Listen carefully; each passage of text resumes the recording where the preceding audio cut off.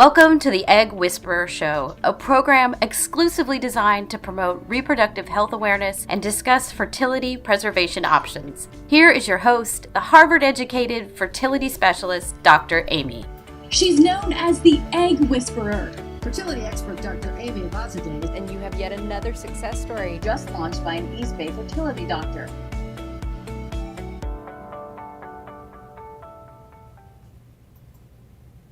Hi everyone, welcome to another episode of the Egg Whisperer Show, and tonight's episode is titled, How to Pick the Right Sperm. And who better to have on tonight's show than the General Supervisor from the Seattle Sperm Bank, Angelo Allard. Hi Angelo, thanks for being here tonight, I so appreciate it.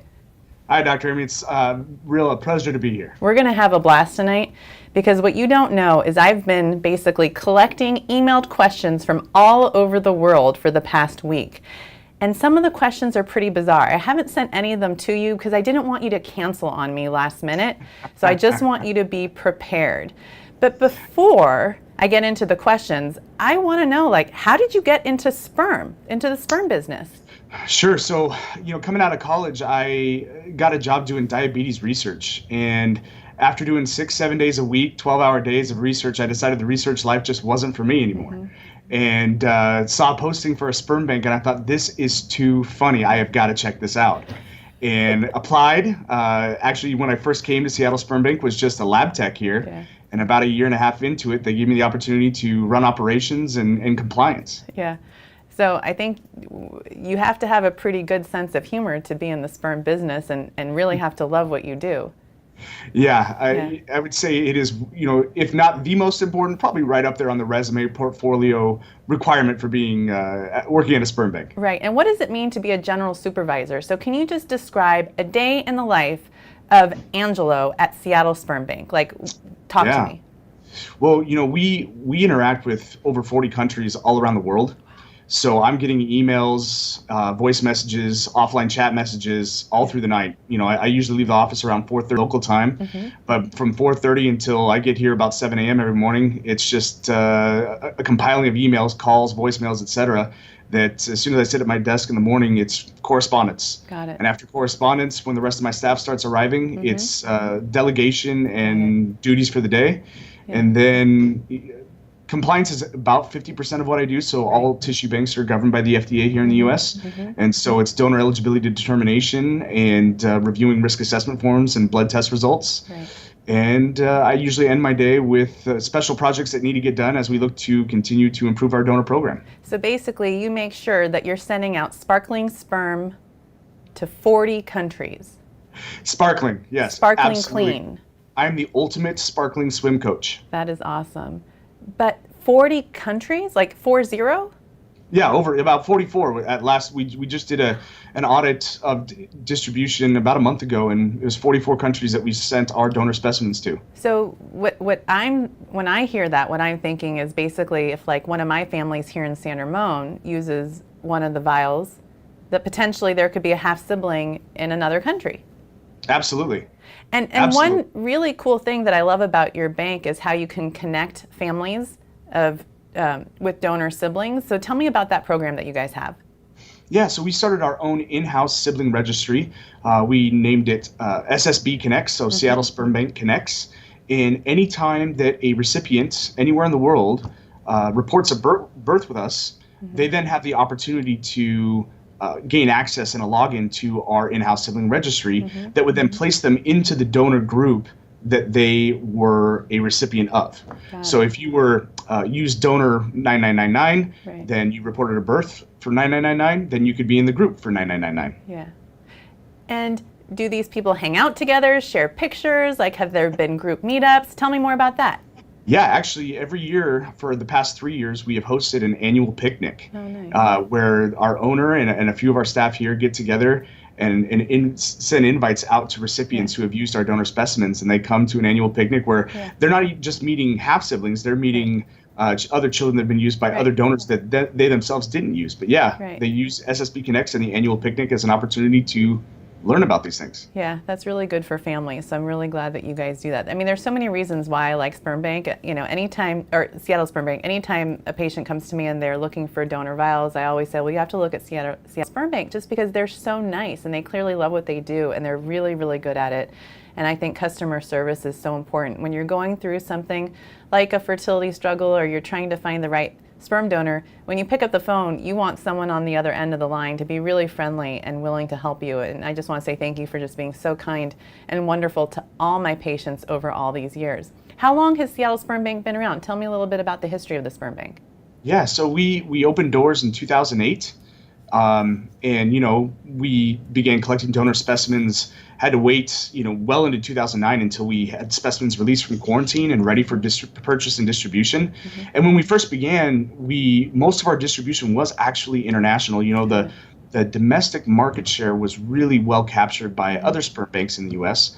And so we used the opportunity to gain some revenue and some growth by shipping specimens internationally. And as we had more resources, then we began investing into the domestic market share. And we're really happy to see now that we have been able to distribute to over 600 clinics here in the U.S. Yeah. Wow, that's awesome. And most of your donors, I'm assuming, they live in the Seattle area. Well, yeah. So, our main location when we opened in 2008 was here in Seattle. And in late 2015, we opened a satellite donor collection facility in Tempe, Arizona. Oh, I didn't know that. The only places where the donors are collected at this point are either in Seattle while they're in the program or in Tempe while they're in the program. Nice. Oh, I didn't know that. And so how do you recruit donors? How do you find donors for your sperm bank? The university ads are the number one. So, advertising on the university newspaper or online periodical or classifieds, that's number one. Right. About 60% of the population is a student, either undergraduate, graduate, physician, etc. Yeah. And other recruiting efforts are, paid Facebook ads, paid Google ads, the light rail, the tram. And it must be, maybe where I'm on Facebook that I don't see these ads, but what does an ad say? I'm just curious. Like, do you love yourself and think you're the awesomest genetic specimen ever and want to donate sperm? How do you recruit the donors? Spread your genes everywhere around the world, like Genghis Khan. Yeah, right. No, it's a paid Google ad or a paid Facebook ad would be something along the lines of our mission statement, how we want to help. Right. Families all around the world have happy, healthy children. So true. And do you want to be a part of it? Right. Oh, that's so awesome. And then how much does a donor get paid typically? I mean, that's honestly like one of the most common questions that people ask me.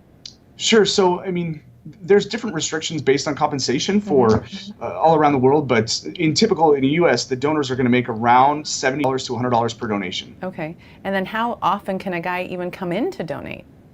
Every 48 hours if their quality allows for it. The sperm cells will be ready and provide quality specimens for some guys every 48 hours, and for other guys it's every 72 to 96. Nice. And then what is that quality threshold? Like, what does it take to be a sperm donor from a count standpoint? The first bottleneck, the first filter that the potential donors applicants go through is just initial semen analysis. Got it. And how potent is the specimen itself? And 90% of the potential donor applicants at that point are screened out. Wow. It's just only 10% of the guys that even come through the door have enough sperm cells, a high enough concentration of motility to go through our washing process, freezing process, thawing process, and survive to the point where it'd be ready for distribution. Nice. And then I'm assuming it's not just that, it's also they have to go through the psych evaluation, they have to do a genetic screen, there's more to it. Yeah, so like I said, 90% of the guys are gone right away. So of the 10% that are left, we then begin screening for family medical history, psych evaluation, genetic testing, physical exam, infectious disease screening. They meet with a master's in social work and get counseled so that they fully understand the implications of being a donor and what it means that you could be contacted 18 years later. The amount of screening these guys go through, I wouldn't put myself through it, but it's a lot. And you guys have a pretty good relationship with your donors. So if people have questions for them down the road, like I just sent you a question the other day, you actually said to me, let me ask him and I'll get back to you. So I think that's really a special connection. If you treat people well, your donors, they're going to be willing to still be contacted. And if you ever have questions, you can reach out to them. Well, and to us, the donors are as important, or if not more important, than our clients, because our donors just aren't the product. They are, they're the lifeline. They're the heart of this business. Right. So I just want to go to my questions now, and I want to start off with a question about what I'll call the sperm alphabet soup. You know, you hear all these names thrown out: IUI, ART, ICI, washed, unwashed. I mean, can you break that down for me? What does that all mean? Yeah, so, our nomenclature that we've chosen to use, like for IUI, ICI, IUI, ART, etc. The nomenclature we've chosen to use for the IUI, for example, is that it's a washed specimen. It's ready for intrauterine insemination. Right, turkey baster people, for those of you who don't know. Okay. Yeah. So we've chosen to use that nomenclature because clinics all around, that's the nomenclature they use. So when they tell their patients to say, you're going to have an IUI treatment, go get an IUI vial. Got it. If they say go get a wash vial, we find that there's a lot more questions. What does washed mean? Right. Always happy to answer those questions. Well, who doesn't want washed sperm? I mean, no one would be like, please give me the dirty stuff. I mean, come on. Right? So you're absolutely, and so ART, ART means assisted reproductive technologies. And what we're saying there is that this is still a washed specimen, but the cell count in this specimen is a little bit lower than the standard, or what would be considered industry standard at 10 million per milliliter or 20 million per milliliter. Right. And in that case, we're saying there's less concentration here. You could use this for treatments like IVF or ICSI. Right. And so what I've done before, if let's say someone really likes a donor, and let's say they only have ART vials, you can actually combine them together to do one IUI potentially even. Yep, pellet them out and resuspend them, and there you go. Right, exactly. So the other question that I have is, you mentioned washed versus unwashed. Can someone get any of these vials for home use? Absolutely, yeah. And the only thing that we require for home use, if we're going to be delivering directly to your home and not to a clinic address, is require that a physician or licensed medical practitioner sign off on a release form to allow you to receive the specimens to your home address. Got it. So a licensed medical practitioner could be a nurse midwife, a nurse practitioner, a PA, your OBGYN, your primary care doctor. Just basically anyone who's saying, yes, you're medically, cleared to do this at home. Absolutely, because with any pregnancy, even with the amount of screening that we do with any pregnancy, there's risk. Right. And so when they do it at home, do you provide them a special kit in case they want to get higher up, like beyond the vagina? Or is that something, and I just said vagina, and did that make you uncomfortable? Because I know you're so used to sperm and penis talk. No, it's okay. You're not blushing quite yet, but you'll get used to me. I'm sure there's more questions that might make me blush here in a minute. There are. You just wait. So no, we do not provide a catheter or a speculum for anything past the cervix. We do provide a needleless syringe for cervical insemination. Got it. So you just leave that up to the medical professional. Makes total sense. Yep. And if someone does use it at home, what is the best vial for them to use? Our statistics show that there's really almost no difference in using a washed or unwashed specimen for at-home insemination. It's slightly, and what I mean slightly is less than 0.5% towards unwashed. But what we see is that at-home inseminations have a very similar success rate to just traditional intercourse. Okay. It's about 1 in 5, 1 in 6. Got it. Yeah, that makes sense. So that's what I quote my patients as well. And so you mentioned something about 10 million, 20 million. Is that close to what your guarantee is? And what does that mean when you say a sperm count guarantee? Well, the thing that I always want to tell the clients is, it only takes one, right? That is true. Well, I tell them it takes one egg, but 40 million sperm, but that's okay. That's for a later conversation. So the industry standard at this point in time all around the world is that the IUI specimens should have 10 million motile cells in total. Okay. And most IUI washed specimens are going to have 0.5 milliliters of volume. Okay. That's just what's normal for the catheter. Yep. Yeah, it's not. It's very little volume. So what we then do is we set the concentration to 20 million per milliliter, and then thus in 0.5 milliliter of volume you get 10 million motile cells. That's what we are going to set as our standard, our guarantee for our standard IUI specimens. Perfect. And then for the unwashed specimens, since typically the only other use besides at-home insemination for unwashed specimens is for it to be sent to the clinic or to the lab for them to wash it. So the standard for that then is actually a little bit higher. There's going to be at least 15 million motile cells because they're going to try and wash it for other treatment use, and you want to make sure there's enough cells there still to use. And then what are they washing when you're saying they're washing it? I mean, I know, but I'm just saying for my viewers, what are they washing? I want you to say it.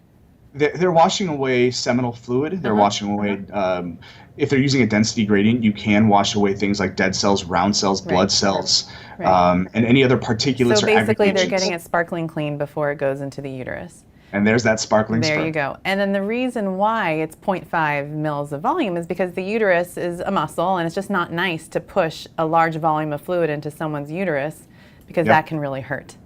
Absolutely. Yeah, and then you guys make sure that you use the right cleaning products. I mean, I know they're not cleaning products. I'm just being a smart aleck here. Yeah, we use the natural organic method cleaner here. So Yes.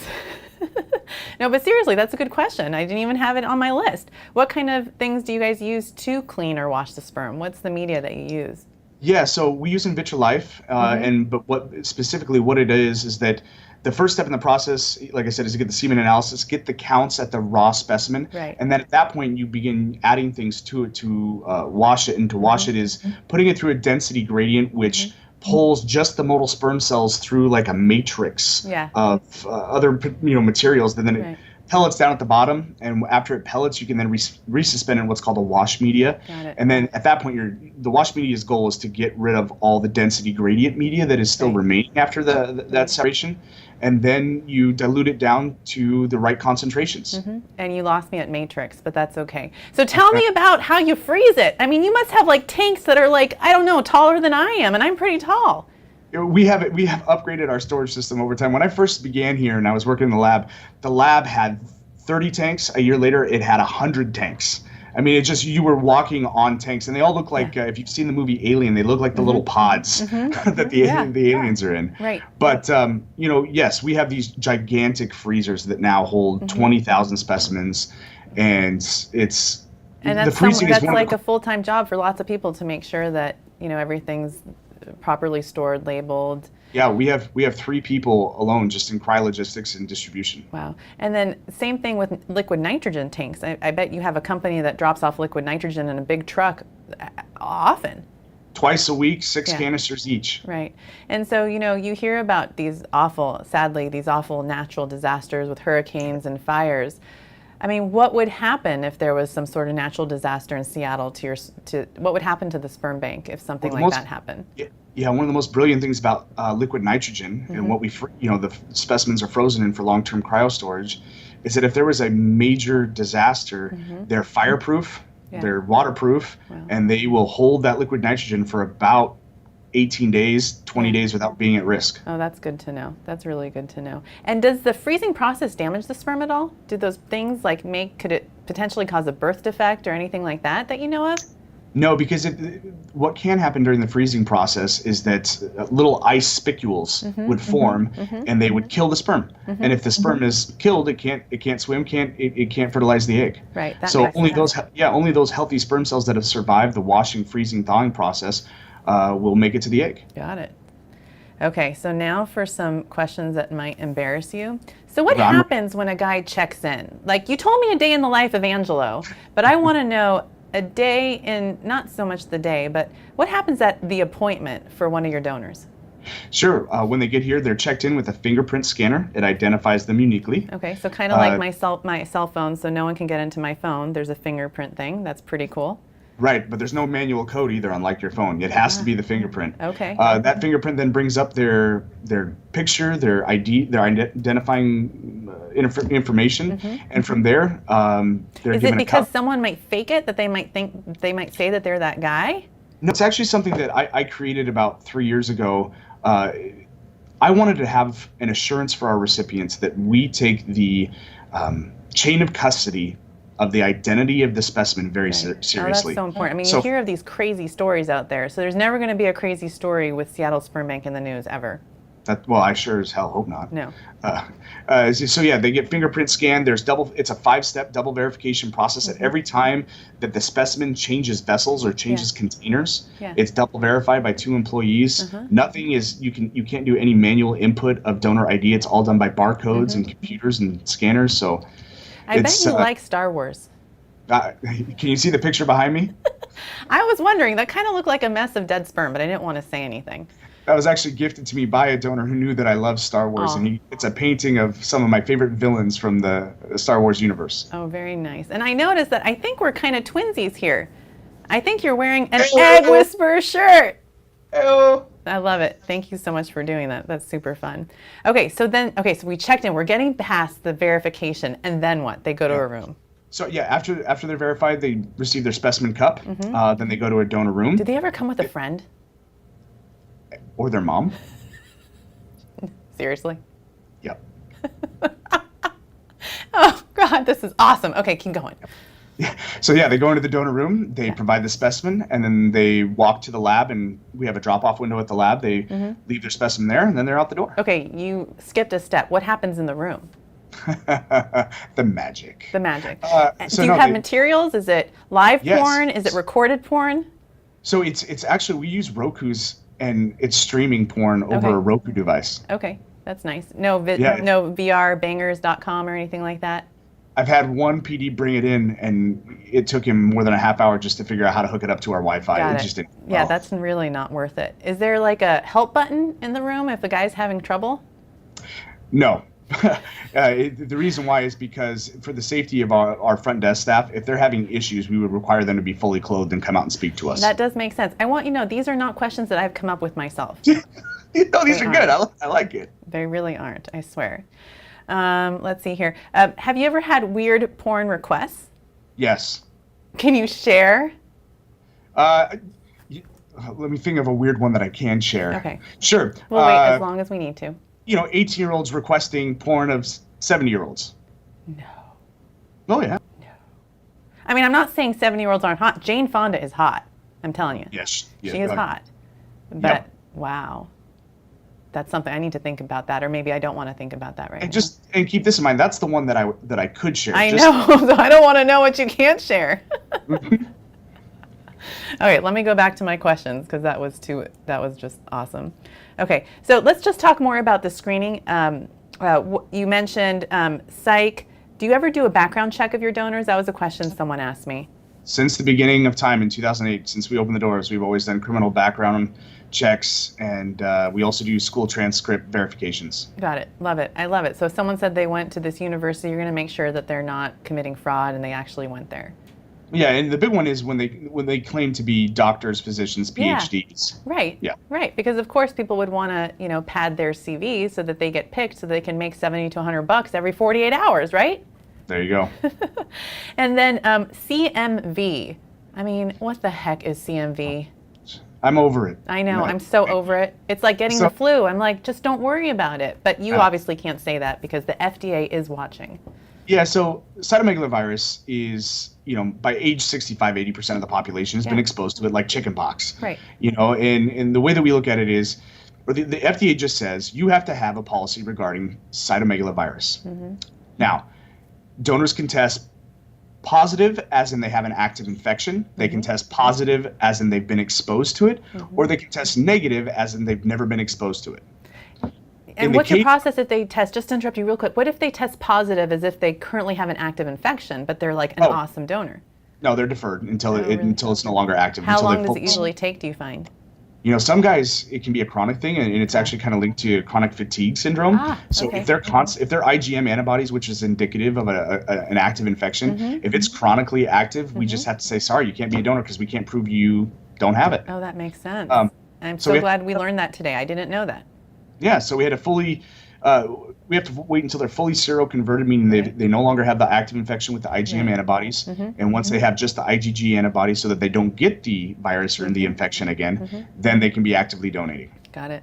And that's a pretty, sperm donation and sperm banks have been around for a really, really long time, but the CMV thing is more recent, isn't it? It is, yeah, and it's because of the research that's been done and the findings that have been made about, if you and your partner or the sperm donor or the egg donor had an active CMV infection and the fetus got that infection, that can be dangerous to the fetus. But then there was some research that came out in the 90s and early 2000s about how they thought just being positive for the antibodies against the virus could cause an allergic or an immunoreaction because sperm is so rich in leukocytes. Well, the problem is that with donated sperm that's washed, there shouldn't be leukocytes. There shouldn't be an abundance of antibodies. And then if you're doing IVF and you're picking out a single sperm cell and putting in, single sperm and putting into the egg, it's kind of a non-issue. Yeah. Okay. Good.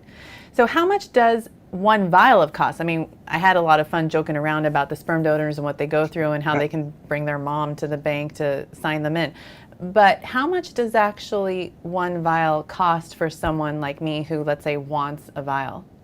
if you're going to be doing intrauterine insemination, the vial cost is $635. Okay. And shipping is dependent on your location. And so to California, for example, shipping from Seattle to California is $180. Okay. So for one vial and shipping, it's $815. And you know, our prices are very competitive to the other U.S. banks, if not lower. Yeah, and you guys deal with a lot of sperm emergencies, I imagine. Frantic men and women calling from all over the world saying, I'm ovulating, I need my sperm. You probably deal with that a lot. A lot, yeah. And I mean, here in the Seattle area, it's really nice. You know, we work with some local fertility clinics. I think you had one of the doctors over at PW. Yes, last week we had Laura. We had Laura on previously and Julie on last week about how to pick the right egg. Yep. And you know, in those instances, we can help them. We can get it over to the to one of the Seattle area fertility clinics same day. But if you're writing me or calling me and telling me I'm ovulating right now, I need sperm today, and you're in Alaska, it's not happening. And you guys have a bike that looks like this sperm, and I imagine you guys riding the bike and couriering it to the fertility centers in Seattle. The head of the sperm that you were just grabbing on the bike is actually a canister, and you can put a tank inside the head of the sperm and ride it and really deliver cool. it. I have a feeling you invented this too. Is that your design? Nope. No comment. No comment. Okay. Okay, so let's say we buy a vial, we get pregnant, and I want to use the same donor from before, and maybe their vials aren't available online. What are my options?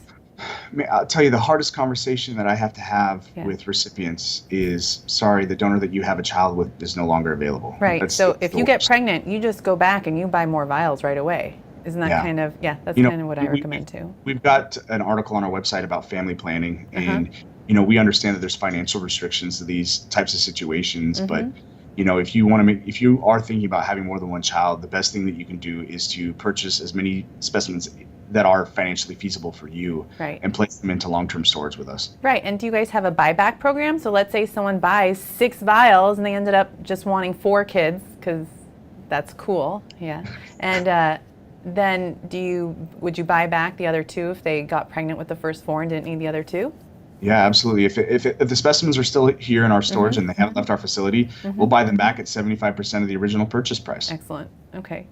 And then does anyone, you just mentioned something that made me think, well, does anyone ship them, let's say, to offsite storage and then ship them back to you to buy back? Unfortunately, because of the consignee relationship that's defined by the FDA, once I've distributed a specimen outside of my facility, I can't guarantee that what's in that sperm, even though it's highly unlikely, what's in that sperm container is what I shipped out. So the only thing I can do is, if I do ship it out and they do want to send it back to us, we can store whatever they send back to us for them. But I could never buy it back, and I could never put it back into general inventory. Yeah, that makes sense. So, like, you guys handhold my patients so well and really help guide them about the donors. Like, who's the person there that patients should talk to if they just wanted a little bit more attention, a little more help trying to find the right donor? Who's their guy? Oh man, it's a good question. I mean, I do all the audio interviews for the donors, so I know them really well.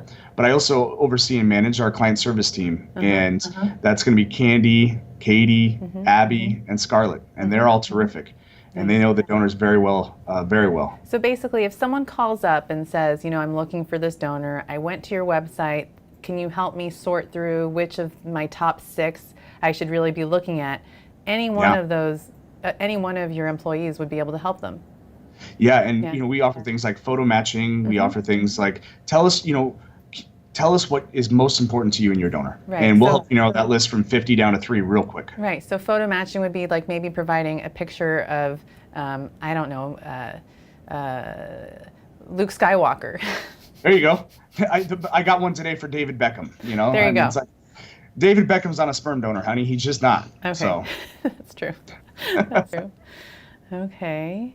And I think that's kind of all my questions. I am so, I had all these questions, and I hope I didn't embarrass you, and I really, really appreciate you just being ready for anything that I had to throw at you, and all that good stuff. And I heard a rumor that you're also not just a general supervisor of Seattle Sperm Bank, but you're actually also a singer. Tell me about the group that you sing with. I am, yeah. So I sing in a six-person acapella group called Restless Vocal Band.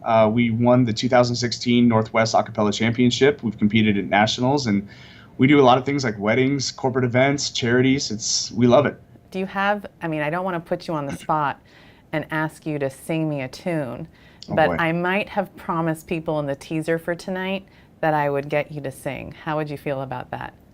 I can do it. Okay, I'll do it. go for it. Let's do it. When the night has come and the land is dark and the moon is the only light we'll see. Is that good? No, I wanted more. That was beautiful. Yay! We usually have an applause track, but it wasn't working tonight. Imagine that you hear cheers. That was beautiful.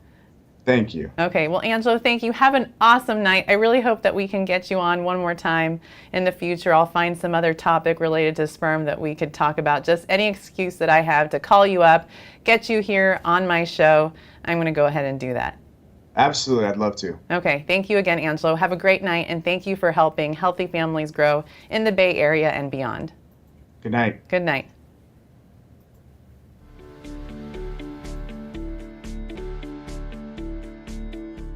Welcome to the Egg Whisperer Show, a program exclusively designed to promote reproductive health awareness and discuss fertility preservation options. Here is your host, the Harvard-educated fertility specialist, Dr. Amy.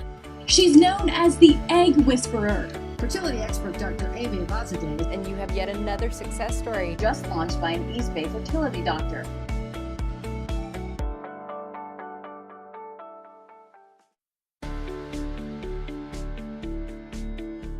Welcome to the Egg Whisperer Show, a program exclusively designed to promote reproductive health awareness and